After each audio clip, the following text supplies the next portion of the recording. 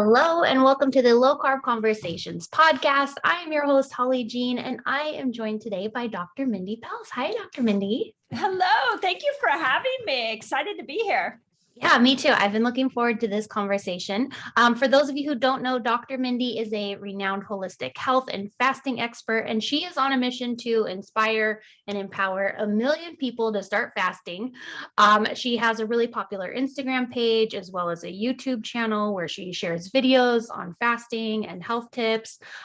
She's also a fellow podcaster. She has a show called The Resetter Podcast, and she's the author of 3 best-selling books, The Menopause Reset, The Resetter, The Reset Factor, and The Reset Kitchen. So I know there's more. There's so much more, but I could probably take up a whole show just talking about all the stuff you have going on. But let's start. Let's see, where should we start? Let's start about like the passion that you have for fasting and this energy and this mission of yours. Where did that come from? What inspired it? Yeah, it's a really good question. I sort of fell into fasting because of my own desire to solve my own health problems. So the short version of that story is basically at 40, I felt like I was in the best shape of my life. I was the classic person that, ate, watched what I ate, exercised a lot, calorie in, calorie out. And it was working for me. By 43, I was completely a hot mess. I wasn't sleeping. I was gaining weight. I had fatigue. I didn't feel like working out. Like something happened to me in 3 years that I couldn't quite figure out what was going on. And now, I went searching for answers. And now that I look back on it, there was a lifestyle that needed to change for me when I hit 40. And we can chat a little bit about why that is. And what hadn't changed it. I was working out all the time. I was I had young kids at the time. I had a busy practice. And so I was really tanking my adrenals and not really paying attention to insulin, all the missing factors. So ultimately, I discovered fasting to solve my own health problems. And once I started to compress my eating window, what I saw was not only did I drop weight, not only did I not have to exercise as much, but my mental clarity went up, my sleeping got better, my hormones regulated. And so I got really excited about it and started teaching people online. And I was shocked, Holly. Like, I cannot tell you if anybody's the most surprised by the results on our platform, it's me.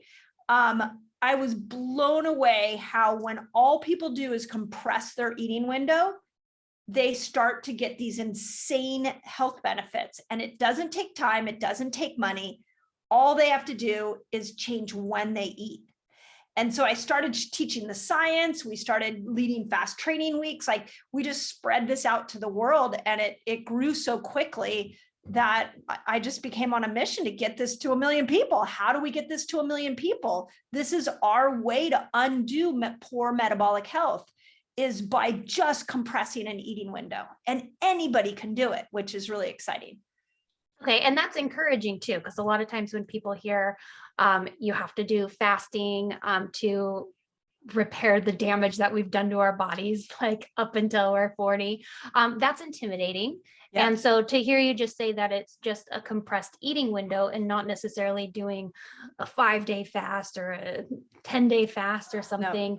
No. So that's really good. So how would that, what are the benefits of fasting that go beyond just calorie restriction? It's such a good question, because I think what I see is so many people come to fasting for weight loss, which is great. I love that.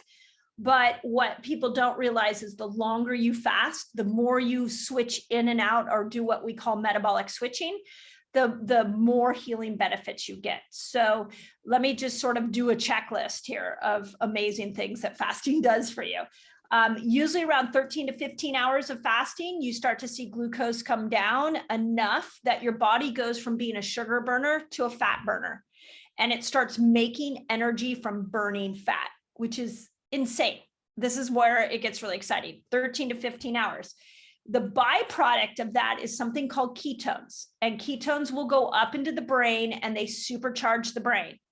Ketones also, as ketones go up, they make a neurotransmitter called GABA.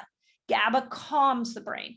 So this is why anybody who's been intermittent fasting will tell you that they have incredible focus but it's a calm focus, which is, gosh, an amazing place to be. Right. 17 hours of fasting, you stimulate something called autophagy, where your cells start to repair themselves and they start to clean up their act and become more efficient, powerful cells. 24 hours of fasting, you actually start to reboot intestinal stem cells in your gut, and you can repair the whole internal lining of your gut. Again, no supplement, no money needed. You just a couple of 24-hour fasts once or twice a month even, and you start to repair that internal lining. 36 hours is enough time to really force the body to go after sugar it stored years ago, and you'll burn even more fat at 36. 48, you reset your dopamine receptor sites, and 72 hours of fasting, you reboot your whole immune system. So wow. It's insane. It's like this is the thing that blows my mind, and why I'm so excited about this is that our bodies were meant to thrive without food. And we just don't have the opportunity to do that because we have food access all the time. We don't even have to leave our couch, and the DoorDash guy can bring the food to our front door. So it's almost like we have to buck the modern world and mimic a little more of what our ancestors did, which was this compressed eating. Yeah, I was just going to say that. It's like fasting is not new. It's been done since the beginning of time. It's just fallen out of fashion because, as you said, we can have food at any time, any place. Okay, so tell us about your latest book. That's the Menopause Reset, right? And you have like the signature 5-step approach to fasting. Want to talk about that a little bit? Yeah. So the Menopause Reset was really written for my audience because they all kept asking me, what are you doing for your menopause symptoms?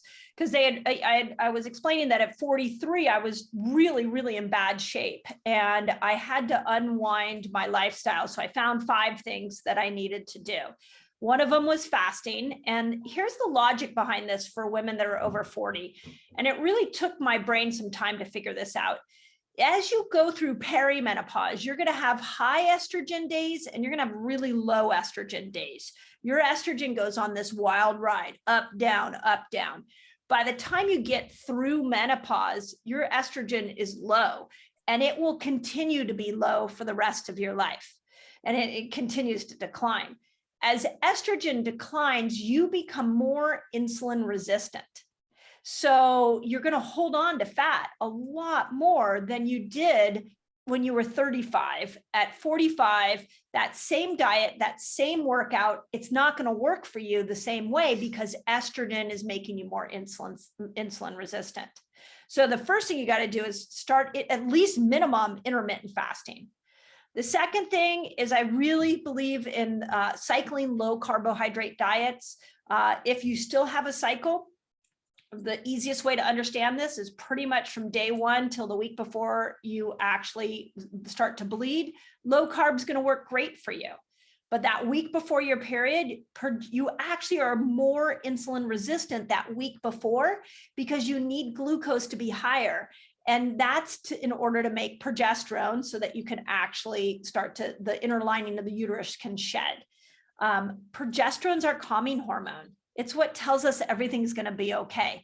So when you're fasting or you're low carb the week before your cycle, that's a bit of a problem because now you can tank progesterone, which is only going to make your menopausal journey that much more difficult. And then the third one is really paying attention to your microbiome. You have a set of bacteria that break estrogen down. So make sure you're eating probiotic rich foods, prebiotic, polyphenol foods, because you need to feed your bacteria so it can break estrogen down, especially as you're, women that are noticing like changes in their hair, they're noticing more wrinkles.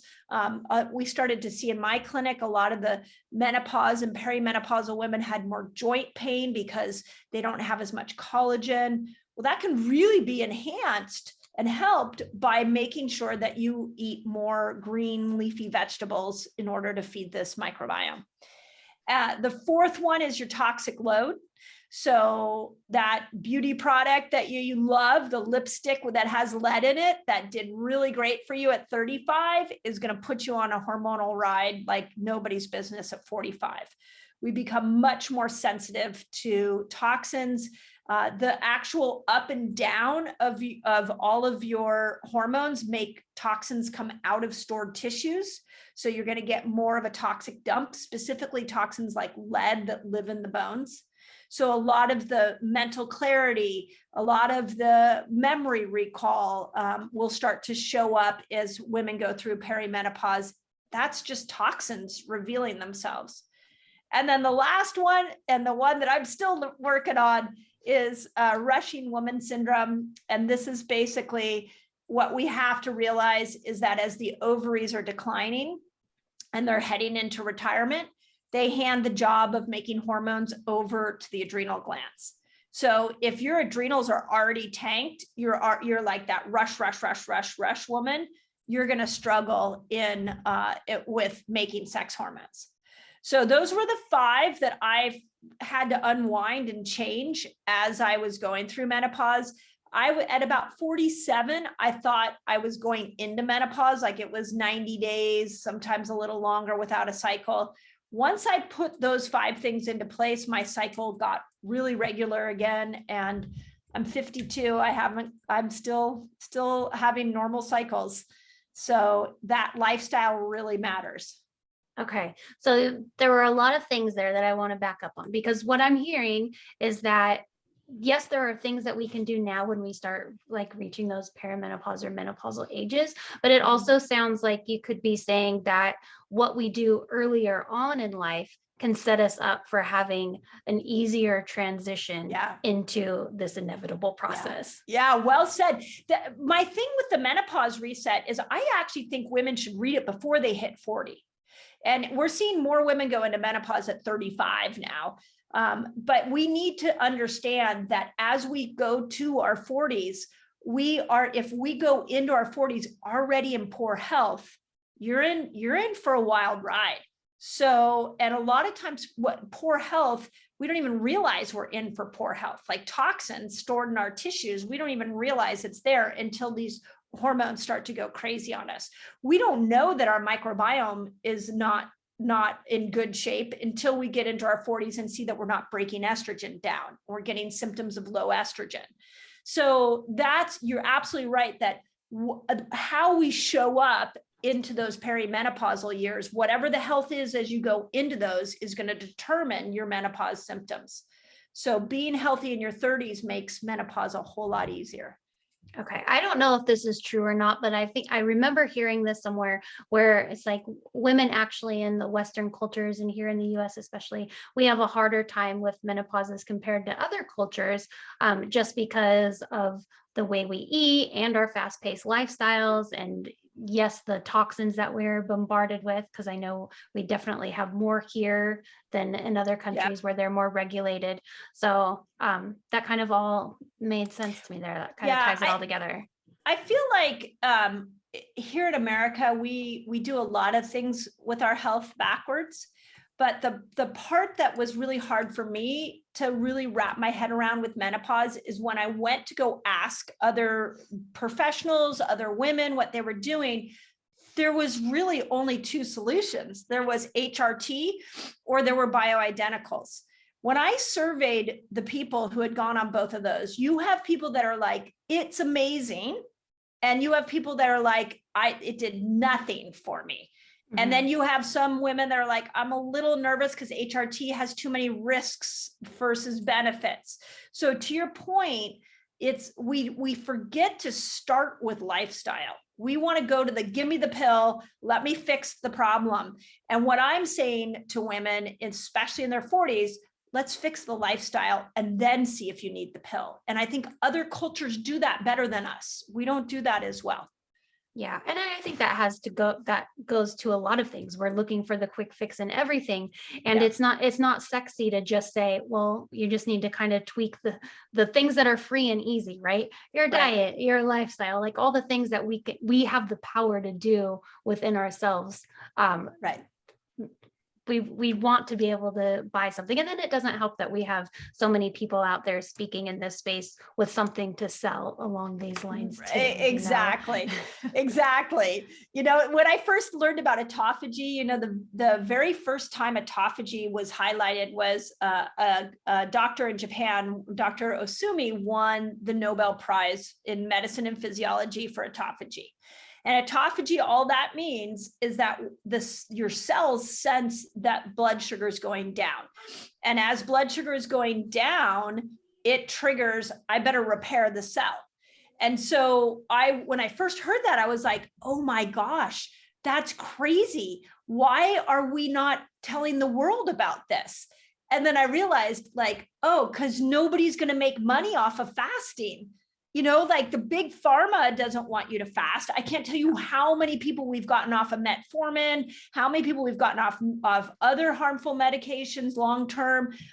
That's not helping big pharma. Big food doesn't want you to fast because they're actually spraying chemicals on food to make you more addicted to it. And your doctor has been a lot of times been trained by big pharma, so they don't even know about fasting.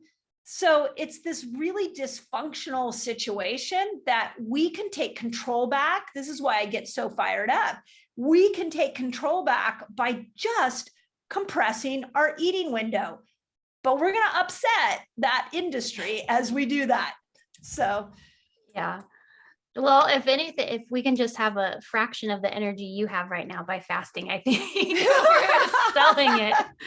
Okay. I know the biggest problem I have is I have too much now. I have to calm myself down at 9 o'clock at night. So.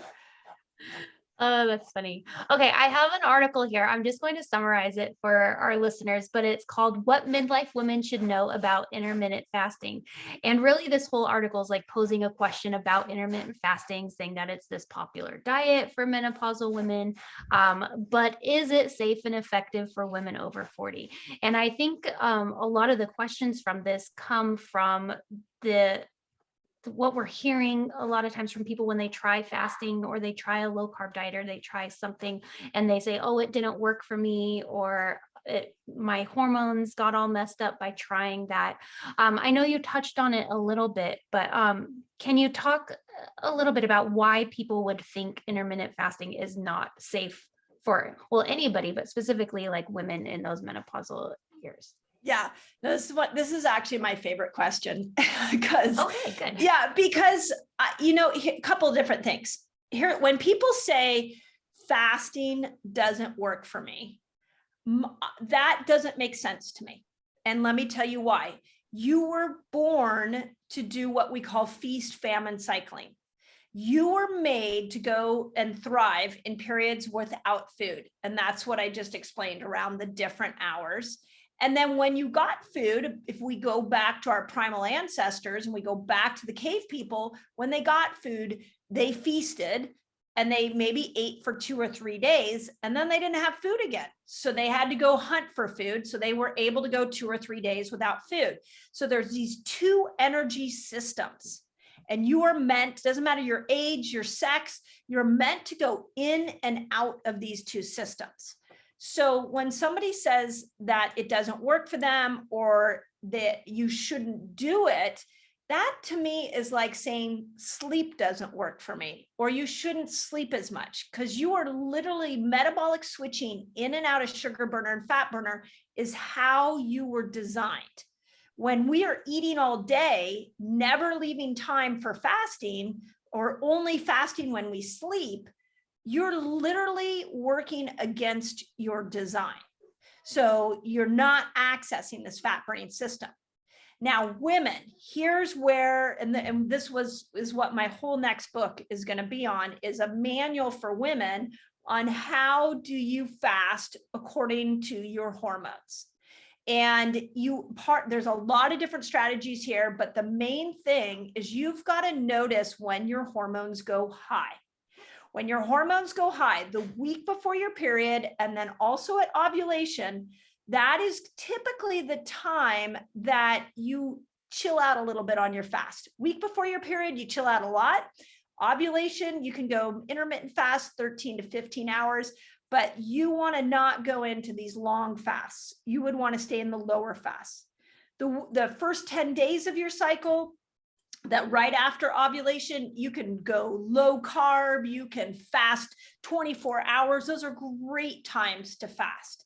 And so when we look at these headlines, we can't just make a blanket statement that all women should do it a specific way. We have to start off and say, are we fasting with our hormones? And then from there, the second part of that I would say is fasting is not calorie restriction. So it is compressed eating. So when you open up that eating window, make sure you're eating and you're eating good, nutritious food. And if you do that, you will thrive with your hormones. And I mean, everything you want with fasting will happen. It's just with women, we have to look at it a little different. All right, so it just takes a little bit more planning. This article talks about an approach to fasting that I am not too familiar with, but they call it a 5-2 fasting, where you eat normally for 5 days a week, but then seriously restrict calories, like down to 500 calories a day for women or 600 for men, for 2 days. So is this really any different from a calorie restrictive diet? Like, can you get the same benefits from fasting, eating that low calorie for a couple days, or does fasting have to be going without food? Yeah, there's a lot of different versions of fasting. So low calorie can work. I know a lot of people that have done that 5-2 and they do great with it. So it's a version of mimicking feast famine cycling. So where you're eating normal during the week and then you're restricting 2 days, or maybe you'll throw the 2 days in during the week and eat normal on the weekend. It works. Because again, what you're doing is you're going into periods of restriction. So there's a concept that everybody can benefit from, and it's called hormetic stress. And our bodies adapt positively when we get just a little bit of stress handed to us. So in that 5-2 scenario, you're handing your body just a couple of days of stress and you're asking it to build itself stronger. And that actually works. So it's really personal preference, but that style can benefit a lot of people.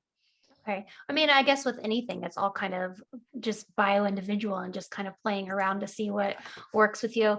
Okay, so let's talk about like when you're in your feeding windows. So this article talks about how it's important to fill up on healthy foods instead of like nutritionally empty calories, but healthy food has as many different definitions as there are people. Yes, it does. So since like our nutrition standards here in the US, they're still like mostly based on that outdated food pyramid, that whole model of eating, what is it? I don't even know how many servings of carbohydrates a day. And so we can't ignore the fact that what people have been taught as a healthy way of eating, it really isn't what the latest research is saying healthy foods are. So do you have like general food recommendations for people when they are in those eating windows? Yeah, so there's a couple things I would say. First, let's just talk about fundamental healthy food principles. There's really 3 of them. And if you follow these 3, you can seriously prevent chronic disease. So the first is that you've got to look at your fats. So there's good fats and bad fats.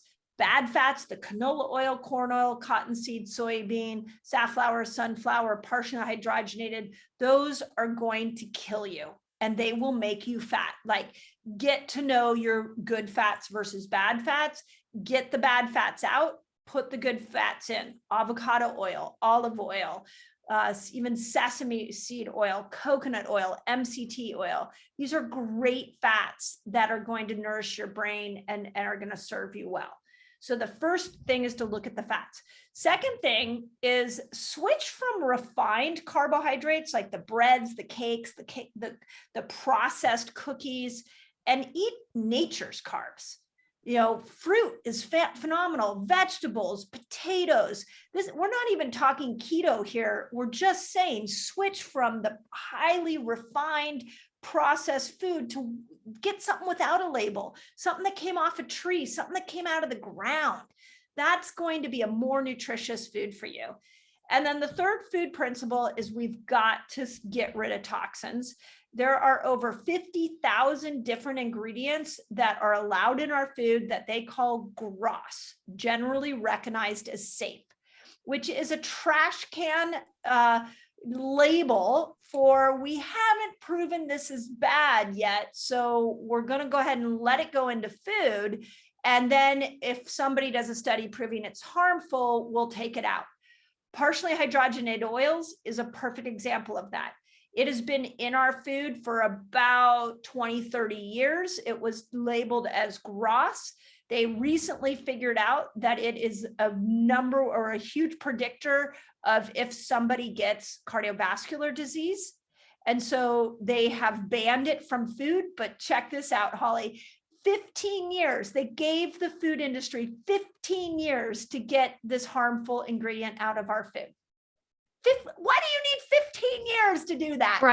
Right. So that's just 15 more years of contributing Right. to disease and dysfunction. Yeah. So we've like, stay out of the grocery store, or, stay on the outer where the fresh food is.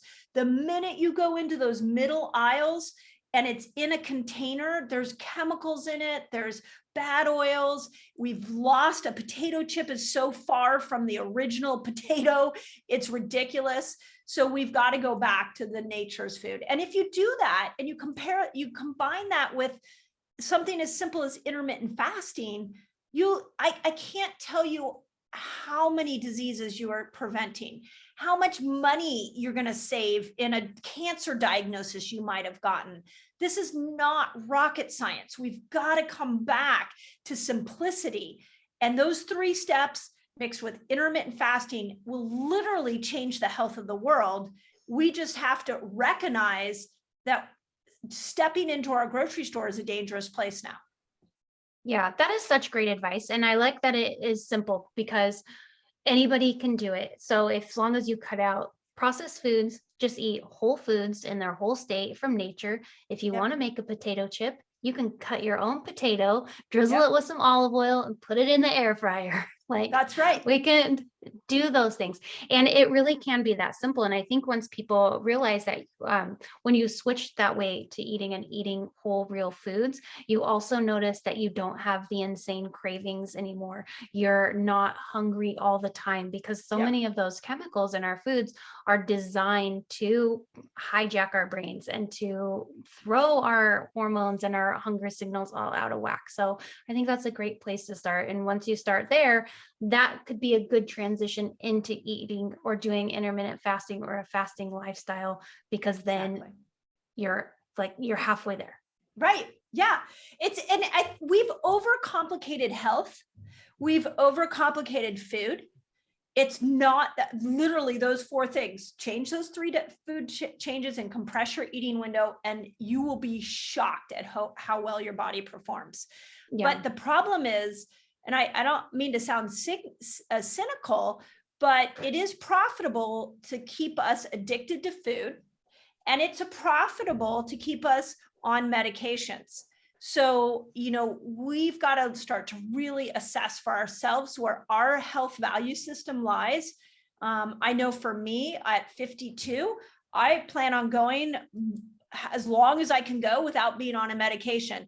65, the most common, or the average amount of medications a 65-year-old is on is 6 different medications by the time they hit 65.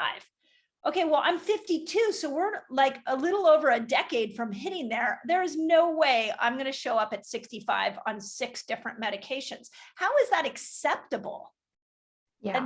But yet because everybody does it, I take my statin, I take my high blood pressure medication. It's just like common knowledge. But okay, did you ever ask your doctor why cholesterol was going up? Did you ever ask your doctor if there's anything you could do to not be on your blood pressure medication? This is the personal responsibility that we need to start having with our health. Yeah. And not to get too far off topic, but I think a lot of that might also be generational, because like I look at like my parents, and they're probably like 10 or 15 years older than you still. So, but they were brought up to where like medicine's the greatest thing ever. And so it's just, if there's a pill for that, then that's what we're supposed to take. So there's definitely that as well. But absolutely what you said is true, is as well. It's like, we can ask those questions first. Why do I need to be on this? What can I change in my diet or lifestyle? Dr. Mindy, where can our guests find you? I know you are all over the internet. We already mentioned your Instagram and your YouTube, but did I see you have like a group program, a resetter program? What is that? Yeah, so we have a couple of different things. The first is if you're over 40, you can get the Menopause Reset. It's a quick and easy read, and you can find the 5 things exactly. And I have a new book, Fast Like a Girl is what it's called, and it'll come out at the end of 22. So stay tuned for that. And that'll be a fasting manual for women. In the meantime, YouTube is what I call my passion project. That's where I go and I do a ton of videos and really help educate people on the science. If you want to fast with me, we have a private Facebook group called the Resetter Collaborative, free group. You can fast. Instagram, we're putting out, if you like more of the squares and more like bullet points, or you want to see how I fast and my fasting lifestyle, I do a lot of pictures on my stories, so you can find me there. And yeah, we have group programs where we help women customize their fasting lifestyle. It's called the Reset Academy. So like, to your point, I'm everywhere. And it's really fun because so many people are seeing such a change with fasting. And I go back to this idea that you can take the busiest person and the poorest person, and they both can get healthy with a tool like fasting. Yeah, that's so wonderful. Okay, well, we will definitely link up all your socials and everything for our listeners to find you. This has been so wonderful. I like that it was very bite-sized and actionable. So I hope our listeners will be able to take something away today that can help them start improving their health right away for free. For free, right? For free. And you might even, the other thing is you save money because you're not eating. And if you get off medication, you're not paying co-pays in your I mean, this is why every angle I've looked at it, I'm like, this is the health solution of the next decade. And we just got to let people know it. Yep, it's a no-brainer. I love it. Thank you so much for coming on. It's been really wonderful. That is the end of today's episode. Our theme music is created by Andrew Bowden, and production services are by Kevin Kennedy Spain of Disc of Light Media. Have a great week, everyone.